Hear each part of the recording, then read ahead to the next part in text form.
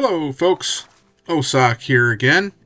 Hope this video finds everybody well, and happy holidays at the end of 2024, coming to you on December the 30th at, from San Antonio, Texas as usual. And just a few more days and we'll be into 2025. Unbelievable. So today's video is kind of a follow-up to something I mentioned in a video I did showing you my 44 Magnum Ruger Blackhawk flat top that I have. Okay, and I mentioned that I was on the lookout for a 357 Magnum version, 3-screw, and I was actually able to find one. And I got it at a good price. Again, it's a phenomenal shape, 1963 to 1964 production, and really stoked to have it. So I can check that one off my bucket list. So here it is. This is the Ruger 1960. We'll call it a 64 Ruger Blackhawk, and as you can see, it's a 3-screw. And you'll notice it doesn't have all the dire warnings on it. Okay, which I like the lack of that. And it just has the simple markings of the serial number on this side. And then over here, you can see that it has the Ruger logo and marked. See if I can get that to show up for you. Right there. So marked Ruger Blackhawk. And let me see, what does that actually say? Forget Ruger 357 Mag. Okay. 357 Cal Blackhawk. Okay. And then on this side of the barrel, of course, has the roll marking for, Ruger. See if I can get that to show up. It's not showing up very good today. Sorry. But it has the Ruger manufacturing roll mark. And that one says Sturm, Ruger and Company, Southport, Connecticut, USA. Okay, now again, this is a 3-screw version model. And again, being manufactured in 64, they had moved at that point away from the flat top at here to include these ears. This was like an upgrade to protect the back sight. And it does have a fixed front sight, and you notice it's not pinned like the new ones, so you're stuck with this front blade. That's what you get. Okay, and also the base is milled to out of the same material as the barrel, so this has not been added or screwed on again like the I think the current ones have the front base screwed on. So anyway, but it is a single action only, like all the other Blackhawks. This one is, by the way, is clear. So let's just see that.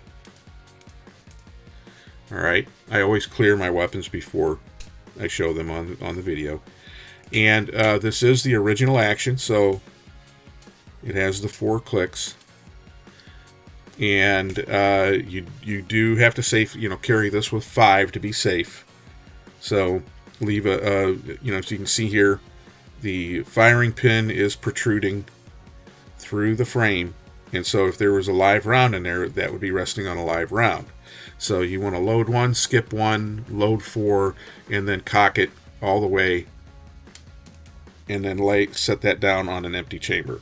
And then that's the safe way to carry the original Blackhawks. Now, of course, Ruger does offer a free conversion so that it'll bring it up to the specs of the new model that has a transfer bar safety mechanism, and you can carry it safely with 6 rounds.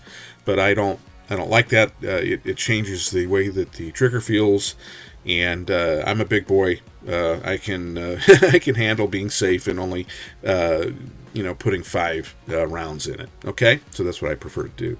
I did obviously this has the original wood walnut stocks. Okay, I don't know if that's obvious, but they do, and it's in excellent condition. I was really stoked to get this. It only has just a little bit of wear on it, like at the muzzle, and very little otherwise. It's really in excellent condition. And I got it for a very good price. Again, folks, if you keep your eyes open and bid wisely, a lot of times you can get a good deal on a classic revolver like this.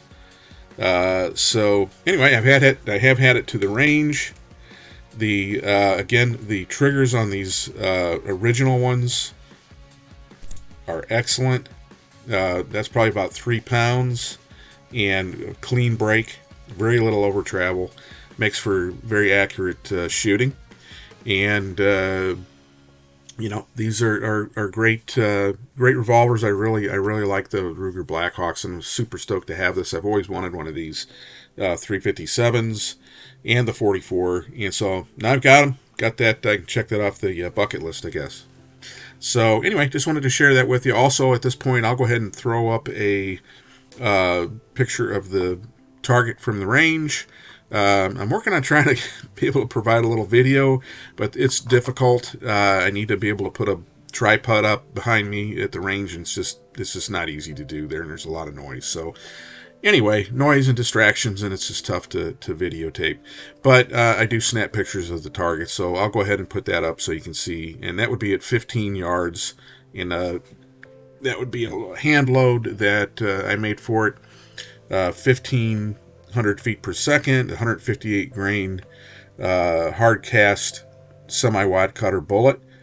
These particular bullets are Oregon Trail or laser cast, they're also known as, and with a maximum charge of H110 powder, which is the same as Winchester 296, Hodgdon H110. So out of the 6.5 inch barrel, it's probably getting 1,500 feet per second. And it's a great, very accurate round, easy to shoot. One thing I did find with the revolver, though, and I'm going to show you this real quick as well. This is a 38 Special. It also shoots these. This one's loaded with the same bullet, but to 950 feet per second out of this particular revolver. So it's nice and versatile that way, like all 357s. This one here, when I was shooting it, though, I did notice that it shoots a little low, and even with this, the rear sight all the way down as far as it can go, it still shoots just a tad high at 15 yards. Now, out to 25 and on beyond, not a problem. So it's not a big deal. I'm not going to be worrying about modifying anything to try to adjust for that. I just hold a slight bit low if I'm closer, that's all. Not a big deal. Kind of the Kentucky windage type situation, if you will. But, thankfully, obviously, I can adjust the windage elevation and elevation above from that and get it right on. So the only thing is when you're in a little closer, you're going to have that situation. And of course, I can adjust my loads. Being a hand loader, I can. But if I go slower, then the 1500 is going to actually print just a little bit higher. So yeah, if I go slower loads, it'll exaggerate that issue. So, and that's one of the things of these is they do not have removable or replaceable front blades, so I can't put a higher front blade to lower the point of impact. So this is something you have to live with this particular model, if you will. Sometimes that happens. So, but again, not a problem. I like shooting the full power loads. These are strong as a bank vault, and so that's certainly not an issue. So again, thank you so much. I appreciate it. I just wanted to show that off to you, and thanks for coming to spend a little time with me to see that. As always, if you like the video, please hit the thumbs up and subscribe if you want to be notified when more videos come out. And I am going to have a few more coming out here in rapid succession, because I do have some different revolvers and also autoloaders to show you that I've gotten over the previous months that I haven't shown you yet. So anyway, thanks so much. Appreciate you all very much, and take care. See you next time.